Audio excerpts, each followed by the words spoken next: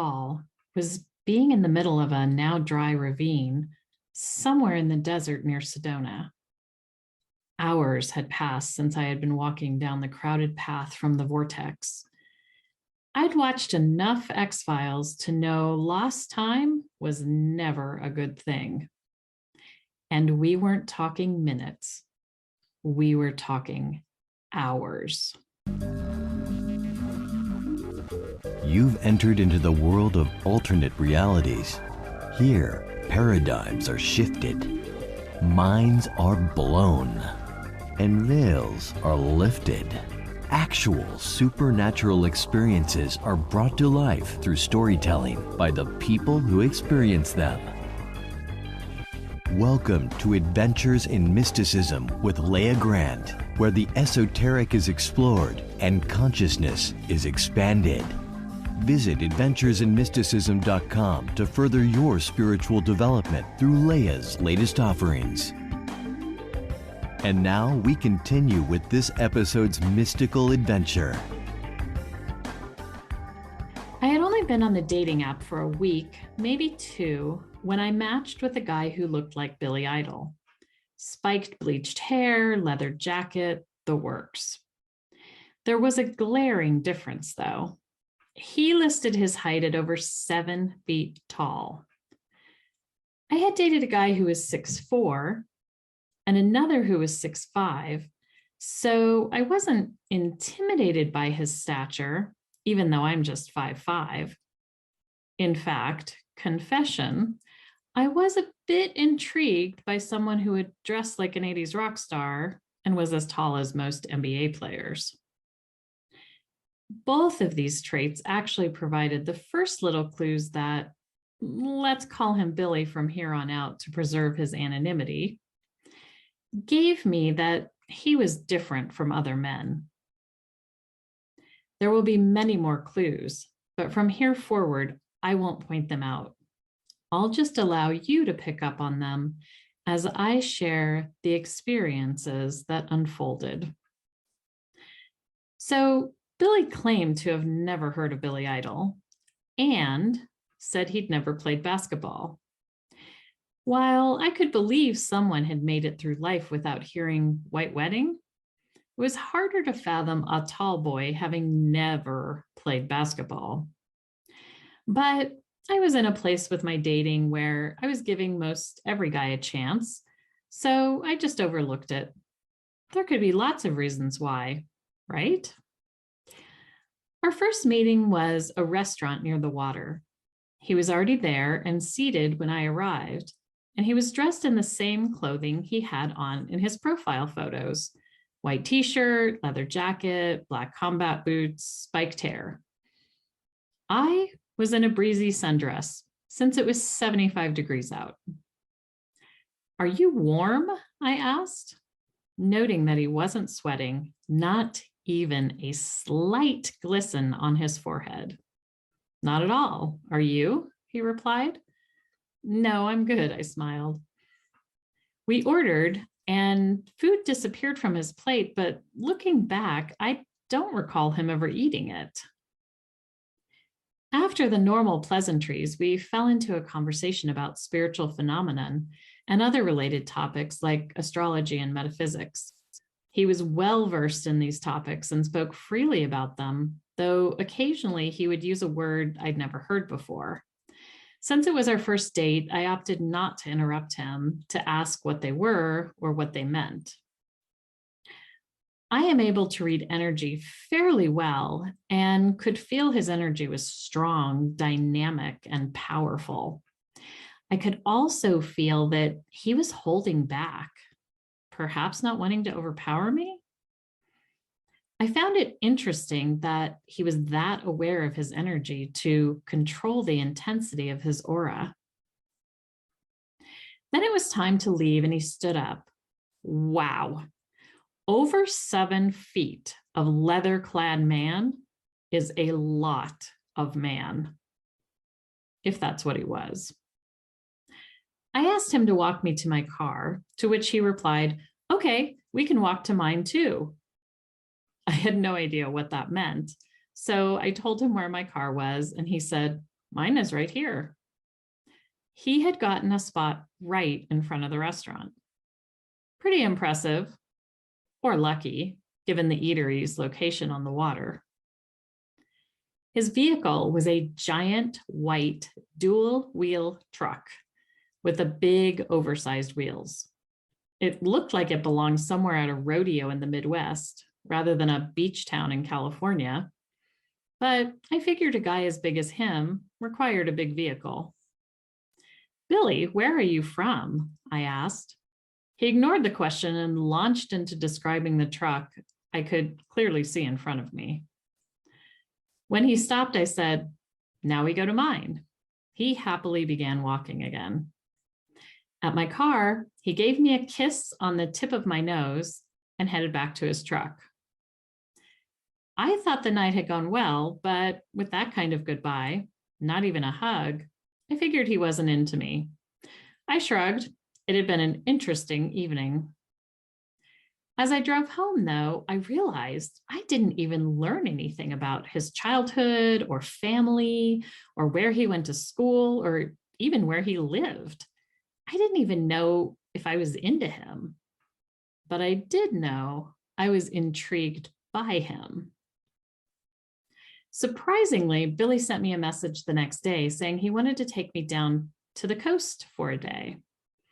Guess I read that nose kiss all wrong. The weekend was coming up, so I agreed. In the days leading up to our second date, he contacted me several times and brought up the topic of reincarnation and how he was so excited we'd been reunited. I didn't have any recollection of having known him before. He was insistent that we did and said our first stop on our day trip would help me to remember. Saturday came and he arrived to pick me up in a bright yellow Lamborghini. My roommate looked out the window and said, "What does this guy do for a living?" I realized I didn't even know, which seemed odd to me that in all of my conversations with him, we never once discussed that. My roommate, being suspicious, took down the license number and told me to text her midday and let me know I was okay, and then again later too. I got in the car and said, "No truck today?" He said, "It was too hard to park here, so now I have this." Seemed logical. "So what do you do for a living? I realize I've never asked you." He glanced over at me, gave me a sly smile, and replied, "I do a few things." I responded, "That's vague." He came back with, "It's complex and I don't want to talk about it today." The curious part of me was really wondering who this guy was, why he seemed to have no history and no job, but had a $200K sports car and always dressed in the same outfit. "Please don't tell me you were a drug dealer," I half joked. He laughed. "No, I'm not. We're here." He had pulled into a parking lot of a building located not far from where I was living, though I hadn't recalled ever seeing it, and I couldn't find it again when I looked for it later to point it out to my roommate. The building was painted all black, except for a fire engine red door. In white letters across the also black awning was a name in cursive. The font was so artsy, I couldn't make out the word. Or maybe it was a word I just didn't recognize. There was a black BMW and a black Mercedes in the parking lot. We walked in, and there was a small entryway with a counter at the far end of it and a wooden stool next to that. The ceiling height was so low that Billy had his head tipped sideways to avoid hitting it on the ceiling. A dark-haired, middle-aged guy was behind the counter. He nodded at Billy and disappeared through a door beside him, coming out a few moments later with a long, bright red shoebox. Billy took the box looking giddy like a kid in a candy store, and he said, "These will definitely make you remember."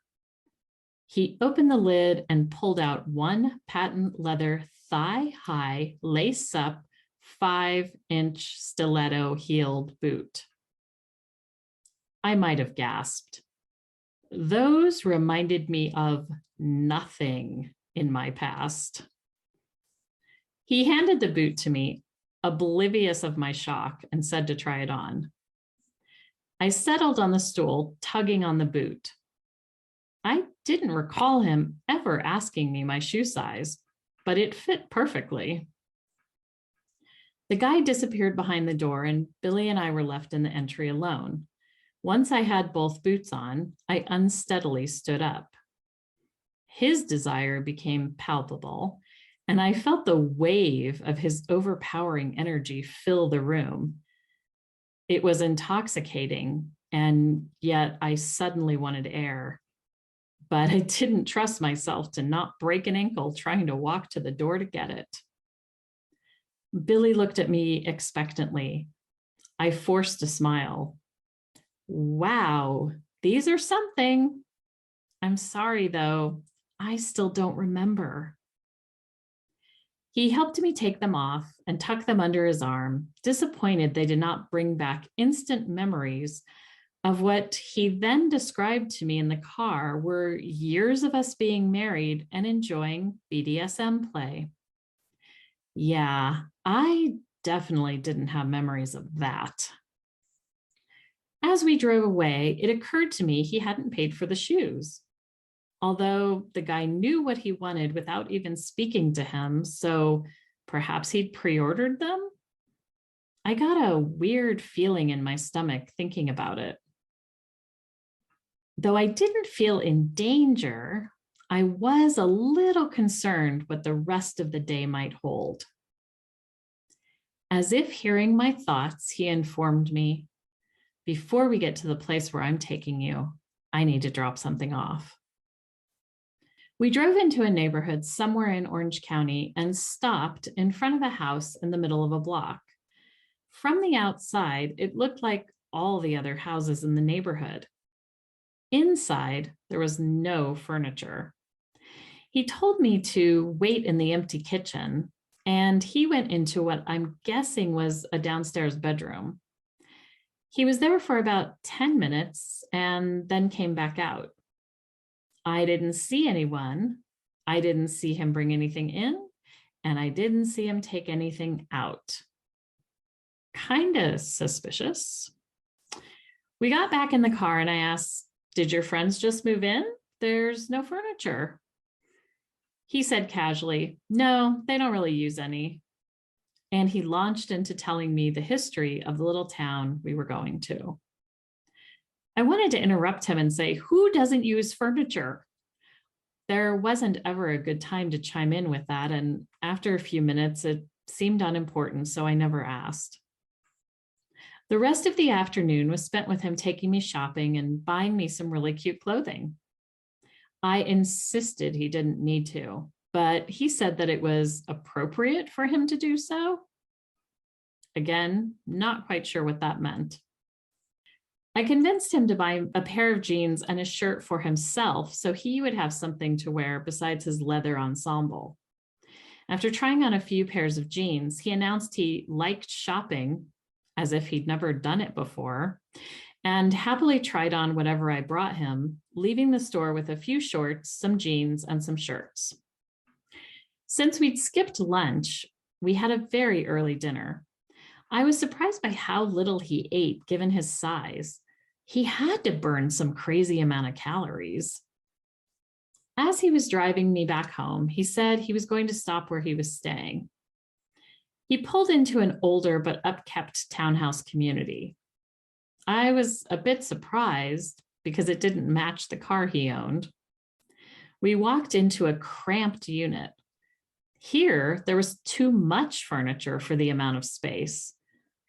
And stacks and stacks of magazines were piled on the countertops, so high that I couldn't even read what they were.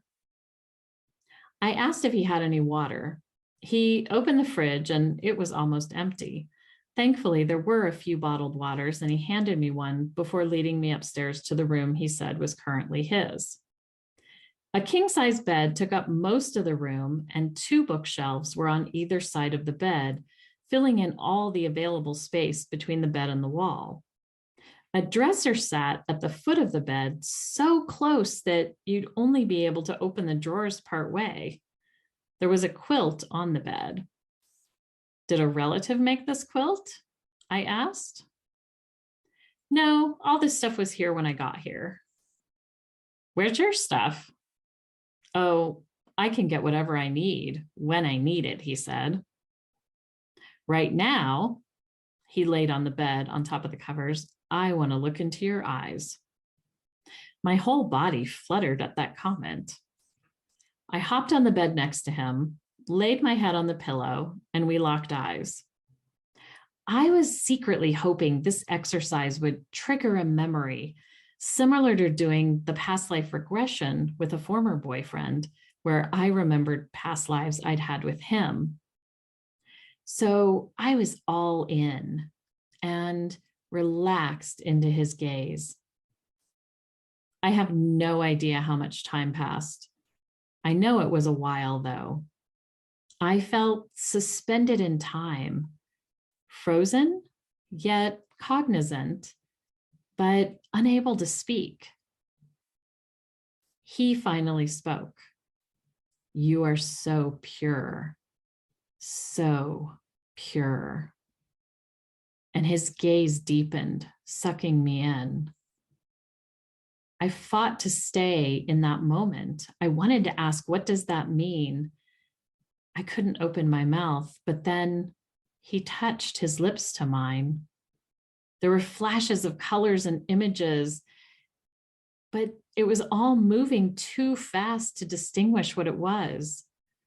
And then, as quickly as he had touched my lips, he pulled away. Let's get you home. We met at various outdoor beachy places several more times. Then one night he announced he had a condo above where we were eating. It was a newer building on the water. I asked when he was moving in. He said he already had, and the interior decorator his friend recommended had finished with the details today, and he wanted to show it to me. I walked in, and there was a wall of windows looking out to the ocean. It was a stunning view. I really wondered what this guy did for a living. He still had never revealed his occupation. And even though he seemed to have all kinds of money, I didn't get the trust fund vibe from him. His place was incredibly stark. There was a huge, cushy L-shaped leather couch, one of those huge fireplaces that was fake and hangs on the wall, two silver bar stools with white leather cushions pushed under the countertop, a large glass blown bowl sat on the edge of the countertop. Billy had dropped his keys into it upon entering. There were two framed beach photos on the wall opposite the fireplace above the couch. In the bedroom, a long king-size bed with black satin sheets on it. No blanket or bedspread, and a single night table with a lamp was all there was. Billy went into the bathroom and I opened the refrigerator. Nothing. Opened a few upper cabinets. Nothing. I settled onto the sofa to take in the view. He joined me. Want me to show you something? He asked. I nodded and smiled. He held his hand above my thigh, and in a moment, I could feel heat radiating from his hand. Now, I have friends who do Reiki, and so this didn't seem too odd to me. However, he had immense control over it. He could increase the heat, decrease the heat, concentrate it to a very specific small area, or expand it to my entire leg without even moving his hand. You're a healer, I said, enjoying the warmth he had now extended to my entire body, using only one of his hands above my thigh. No? I felt warm and drowsy, and I snuggled into him and watched the sunset. I woke up the next morning on the couch with his leather jacket over the top of me. He was nowhere to be found. In my head, I felt I was getting a message that said, "Wait for me." So I settled back onto the couch and enjoyed the view, trying to remember what happened the previous evening. Within minutes, he came through the door. He looked at me, answering the question in my head before I even asked it. "I was sun eating," he said. "What is sun eating?" He replied, "It's where you go look into the sun and look into the rays of the sunrise, staying with them as the sun comes up." I scrunched up my face. "Isn't it bad for your eyes to look right into the sun?" He sighed. "You silly girl." I felt like there was this secret knowledge he had that I didn't. So I didn't ask any more questions. He sat down beside me on the couch. I asked, "Do you have anything to drink here?" He went to the kitchen and returned with a bottle of water. I have no idea where he got it from, since there was none in there that I could find the night before. He snuggled next to me on the couch and said we should take a trip to Sedona for a weekend. I had never been and thought it sounded fun, so I agreed. I didn't know what I was getting myself into. Skip ahead to Billy and I hiking in Sedona to see some vortexes. We visit the first two, take some photos, and then head to the third one. This one was up a hill and a bit tougher to navigate to, and there were a lot of people going up and down the little pathway to get to and from it. I definitely remember going up the pathway and starting to come back down. But the next thing I recall was being in the middle of a ravine. Hours had passed.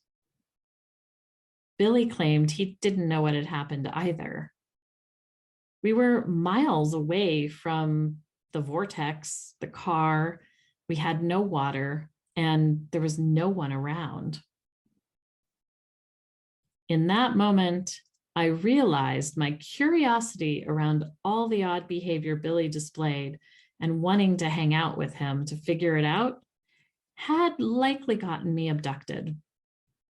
I'd watched enough X-Files to know lost time was never a good thing. And we weren't talking minutes, we were talking hours. Billy said he'd get us back to the car, but after walking until almost dusk, we finally came upon a parking lot, but it wasn't the one we'd parked in. I knew I was dehydrated because I had a splitting headache. I saw a car coming up the road connected to the parking lot and ran out to flag it down. Thankfully, the people were kind enough to drive us to the other lots, and we found the car we'd driven in the second one. All I wanted was water, a shower, and dinner. But Billy wanted other things. I downed a water in the car, and Billy let me shower first. The water cleansing off all of the dust felt heavenly, and I started to relax. However, what happened next was more shocking than suddenly being in the middle of the desert with no recollection of the past several hours. I opened the bathroom door, which faced the end of the bed in the hotel room. On top of the bedspread was Billy. He didn't have a stitch of clothing on. He was smiling broadly, and his energy was crackling with excitement and anticipation. This was the first time I'd seen him in his birthday suit. And wow, things were proportional, which I'm not going to lie was a little terrifying.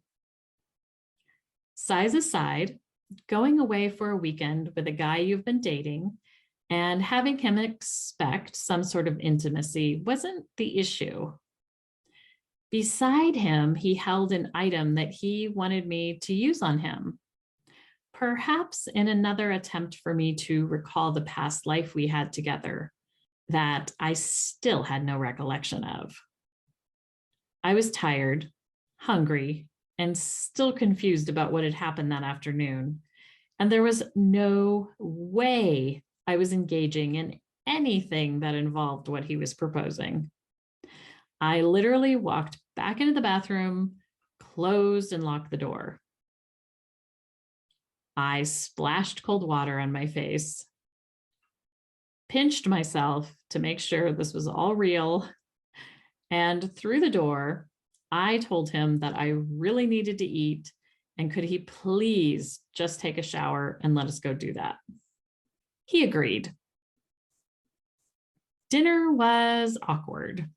I didn't know how to address the bizarreness on the bed, though I did broach the subject of him displaying some really strange behavior and me joking that he didn't seem like he was from this planet. He didn't deny that. Instead, he responded, "I know you know." Too scared to verbally verify what I thought he meant, that I knew he wasn't human the same way I was, I focused on eating my gnocchi and downed some more water. Then I thought, I might as well get to the bottom of all this. Where were you born? I said the question like I was shooting a bow and arrow at him. Far from here. You've never heard of it. He shifted uncomfortably. So somewhere out of this world then, I said kind of sarcastically. He looked up from his food and stared at me with his near transparent blue ice-colored eyes. And where's your family? Parents? Do you have siblings? Again, he responded, it's too complicated to explain. I was becoming more convinced that he wasn't going to give me a straight answer to any question I asked him that would give me a real idea of what or who I was dealing with. But I pressed on. What do you do for a living? I asked. He gave me a quizzical look. I'd seen it before. I got it frequently when he did not understand a question I'd asked, though the language seemed clear enough to me. What do you do to make money? What is your career? What is your job? I guessed one of those would spark something. He responded, I volunteered. I'm here because I wanted to be. It's not like the way they showed me, though. I had to figure a lot out. It's difficult. That was really not an answer. I stared at him across the table, and even though we were surrounded by people in the totally packed, noisy restaurant, I got tunnel vision and thought I might pass out.